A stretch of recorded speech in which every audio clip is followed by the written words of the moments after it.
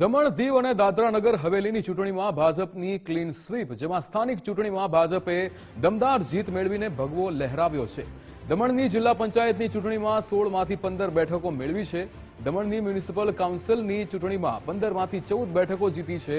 દમણની ગ્રામ પંચાયતની ચૂંટણીમાં 16માંથી 15 બેઠકો ભાજપ સમર્થિત રહી, ત્યારે દીવની જિલ્લા પંચાયતની ચૂંટણીમાં 8માંથી 8 બેઠકો પર ભવ્ય જીત ભાજપની થઈ છે।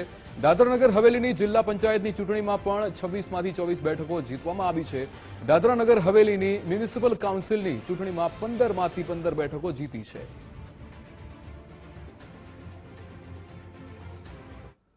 દમણ નગરપાલિકા ચૂંટણીમાં ભારતીય જનતા પાર્ટીએ પ્રચંડ વિજય મેળવ્યો છે। 15 બેઠકોમાંથી 14 બેઠકો પર ભાજપના ઉમેદવારોએ કબજો જમાવ્યો છે। દમણ નગરપાલિકાની ચૂંટણીમાં ભાજપનો ભગવો લહેરાયો છે। કુલ 15 બેઠકોમાંથી 12 બેઠકો પર ભાજપના ઉમેદવારો બિનહરીફ વિજેતા જાહેર થયા હતા। બાકીની 3 બેઠકો માટે મતદાન યોજાયું, જેમાંથી 2 બેઠકો પર પણ ભાજપના ઉમેદવારોએ જીત મેળવી છે। માત્ર એક જ બેઠક અપક્ષ ઉમેદવારના ફાળે ગઈ છે। ભાજપના કાર્યકરોમાં ઉત્સાહનો માહોલ છે। નેતાઓએ આ જીતને વિકાસના કામો અને જનતાના વિશ્વાસનું પરિણામ ગણાવ્યું છે।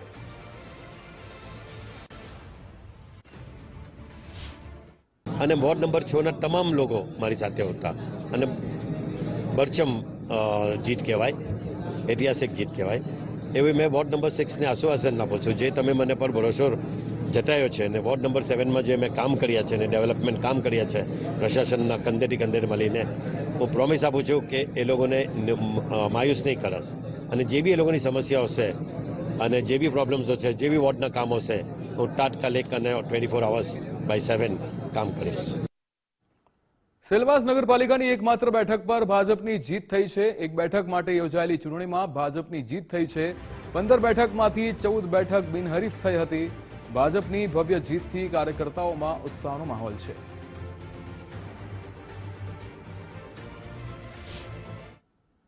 भारतीय जनता पार्टी और हमारे प्रदेश प्रभारी श्री दुष्यंत पटेल जी, प्रदेश अध्यक्ष श्री महेश भाई अगरिया जी, इन सब का मैं बहुत बहुत धन्यवाद करती हूँ कि उन्होंने मुझ पर विश्वास रखा और वार्ड नंबर 6 के लिए मुझे चुना। और मैं आश्वासन देती हूँ कि मैं उनके विश्वास पे खरी उतरूंगी और जो हमारे वोटर्स हैं जिन्होंने मुझ पर विश्वास करके मुझे जिताया है, 1546 वोट से मैं लीड हूँ, इसके लिए मैं हमारे सारे वोटर्स को बहुत धन्यवाद करती हूँ। દીવ જિલ્લા પંચાયતની 3 સીટ માટે પરિણામ જાહેર થયું છે। જિલ્લા પંચાયતની 3 સીટ પર ભગવો લહેરાયો છે। જિલ્લા પંચાયતની સીટ નંબર 2-8 પર નાનજી બાબુનો વિજય થયો છે। 3-8 પર રણજીતા કોટીચા અને 6-8 પર દીપક દેવજીનો અહીંયા વિજય થયો છે। ભાજપની 3 સીટ વિજેતા થતા ઉત્સાહનો માહોલ છવાયો છે। અહીંયા દીવ જિલ્લા પંચાયતમાં પણ 3 સીટ માટેના જે પરિણામ જાહેર થયા છે તેમાં 3 સીટ પર ભગવો લહેરાયો છે। જિલ્લા પંચાયતની આ 3 સીટ કે જ્યાં હવે ભગવો લહેરાઈ ગયો છે, ત્યારે જિલ્લા પંચાયતની સીટ નંબર 2-8 પર નાનજી બાબુનો વિજય થયો છે। 3-8 પર રણજીતા કોટિયાનો, અહીંયા 6-8 પર દીપક દેવજીનો વિજય થયો છે। આ ભાજપની 3 સીટ કે જેમાં વિજેતા થતા ઉત્સાહ એ કાર્યકર્તાઓની અંદર જોવા મળી રહ્યો છે। જિલ્લા પંચાયતની સીટ નંબર 2-8 પર નાનજી બાબુનો વિજય થયો છે, ત્યારે 3-8 પર રણજીતા કોટિયાનો વિજય થયો છે અને 6-8 પર દીપક દેવજીનો વિજય થયો છે। અહીંયા ક્લીન સ્વીપ ભાજપે જ્યાં દીવ, દમણ અને દાદરાનગર હવેલીમાં મેળવી છે, ત્યારે દીવ જિલ્લા પંચાયતની 3 સીટ માટે પરિણામ જાહેર થયા છે। વિકાસ મકવાણા આપણી સાથે ન્યૂઝરૂમથી લાઈવ જોડાઈ ગયા છે। વિકાસ, ક્લીન સ્વીપ ભાજપે મેળવી છે દીવ, દમણ અને દાદરાનગર હવેલીમાં, અહીંયા ભગવો લહેરાયો છે, શું વિગતો? બિલકુલ વિક્રમ, જ્યારે 2024માં લોકસભાના પરિણામ આવ્યા હતા ત્યારે અહીંયા હંમેશા ભાજપ અને કોંગ્રેસ વચ્ચે જંગ રહેતી હતી, પરંતુ ત્યાં એક અપક્ષ ઉમેદવારે ઉમેશભાઈ પટેલે આ સીટ મેળવી હતી એ લોકસભાની। ત્યારથી ચર્ચા થતી કે શું હવે પવન અહીંયા બદલાયો છે, શું હવે અહીંયા હવે રાજનીતિક હવા બદલાઈ છે, પરંતુ જેવા આ સ્થાનિક સ્વરાજ્યની ચૂંટણીના પરિણામ આવ્યા એવું લાગી રહ્યું છે કે અહીંયા પણ ભાજપના પગ અત્યારે પણ મજબૂત છે।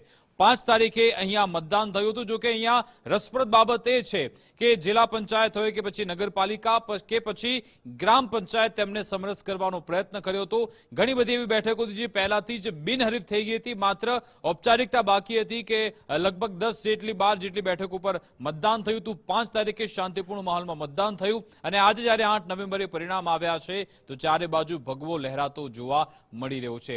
ઘણા બધા મુદ્દા અહીંયા ઉઠાવવા આવે છે કે શું અહીંયા જે માછીમારો મતદારોનો મુખ્ય મુદ્દો છે એમને યોગ્ય સબસિડી મળે છે કે કેમ, કે પછી વીજળીનું પ્રાઇવેટાઇઝેશન થઈ ગયું, આ બધા ઘણા બધા મુદ્દા સ્થાનિક સ્વરાજ્યની ચૂંટણીમાં લડવામાં આવ્યા છે. ગુજરાતની અડીને આવેલા તમામ બધા પ્રદેશ છે, પરંતુ અહીંયા હંમેશા સ્થાનિક મુદ્દાઓને લઈને જ મતદાન થતું હોય છે, સ્થાનિક પ્રશ્નોને ધ્યાનમાં રાખીને મતદાન થતું હોય છે. પરંતુ જ્યારે અહીંયા ભાજપને આવી રીતે આવકાર મળી રહ્યો છે, એનો મતલબ એમ કે લોકો અત્યારે પણ ત્યાં ભાજપ પર વિશ્વાસ મૂકી રહ્યા છે. હવે આપણે એ આખું ચાર્ટ ટેબલ જોઈએ કે જેમાં કઈ કઈ બેઠકો કેટલી ભાજપને મળી છે. દમણ ડિસ્ટ્રિક્ટની વાત કરીએ તો જિલ્લા પંચાયતની જે 16 બેઠકો છે એમાંથી ભાજપના હાથમાં 15 બેઠકો આવી છે. સાથે જ નગરપાલિકાની વાત કરીએ, મ્યુનિસિપલ કાઉન્સિલ દમણની એની મ્યુનિસિપલ કાઉન્સિલ, એમાં ભાજપને 14 બેઠક મળી છે અને 15 ટોટલ બેઠક છે. મ્યુનિસિપલ કાઉન્સિલ નગરપાલિકાની જો વાત કરીએ તો પહેલાથી જ અહીંયા ઘણી બધી બેઠકો બિનહરીફ થઈ ગઈ હતી. ફક્ત 3 જ બેઠક માટે મતદાન થયું હતું, એટલે કે જે 15 બેઠક છે એમાંથી 12 બેઠક તો પહેલાથી જ ભાજપે કબજે કરી હતી. 3 બેઠક પર જે મતદાન થયું એમાંથી 2 બેઠક ભાજપના હાથમાં આવી છે. ટોટલ 15 માંથી 14 સીટ. ગ્રામ પંચાયતની વાત કરીએ તો આમાં તો સરપંચ ક્યારેક કોઈ પણ પક્ષના હોતા નથી, પરંતુ જે સમર્થન આપવાનું હોય છે એમાં પણ કહેવામાં આવી રહ્યું છે કે 15 સરપંચો ભાજપ સમર્થનના છે, એવો દાવો પણ કરવામાં આવી રહ્યો છે. અહીંયા પણ તમે જો કે ટોટલ 16 એવા સરપંચ નિમાવાના હતા. એમાંથી પહેલાથી જ મોટાભાગની જે ગ્રામ પંચાયતો છે સમરસ થઈ ચૂકી હતી. જ્યાં ચૂંટણી થઈ એમાં પણ ભાજપને સારી એવી લીડ મળી છે. તમે જો કે 16 માંથી 15 સરપંચ એવા છે કે જે ભાજપના સમર્થનમાં છે, એમની સમર્થિત આખી પેનલ આવી છે.